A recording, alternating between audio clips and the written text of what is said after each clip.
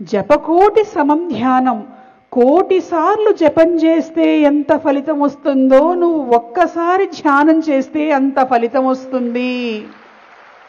ఎందుకని అనంటే ధ్యాన మార్గం మనకి ఎవరైతే అందించారో అటువంటి గురుశక్తి నిన్ను నడిపిస్తుంది. ధ్యానం చేసేటువంటి సమయంలో నీ మనసు ఒక మహాశక్తిగా మారుతుంది. ఆ మహాశక్తిని ఎప్పుడైతే నీ మనస్సులో నువ్వు ఉద్భవించ చేయగలుగుతావో అప్పుడు కోటిసార్లు జపం చేసిన దానికంటే ఎక్కువ ఫలితం వస్తుంది. అంటే కోటిసార్లు పూజ చేయగలగటం సాధ్యమా? కోటిసార్లు స్తోత్రపారాయణ చేయగలగటం సాధ్యమా? కోటిసార్లు జపం చేయగలగటం సాధ్యమా? కోటిసార్లు వీటన్నిటికంటే కూడాను ఒక్కసారి ధ్యానం చేయండి, అనుభూతిని పొందండి. 100 మాటలు, 1000 ఉపన్యాసాలు, 1,00,000 పుస్తకాలు చేయలేనటువంటి పని మనకు ధ్యానం భూమికలో వచ్చేటువంటి ఒక్క అనుభవం మనతో చేయిస్తుంది.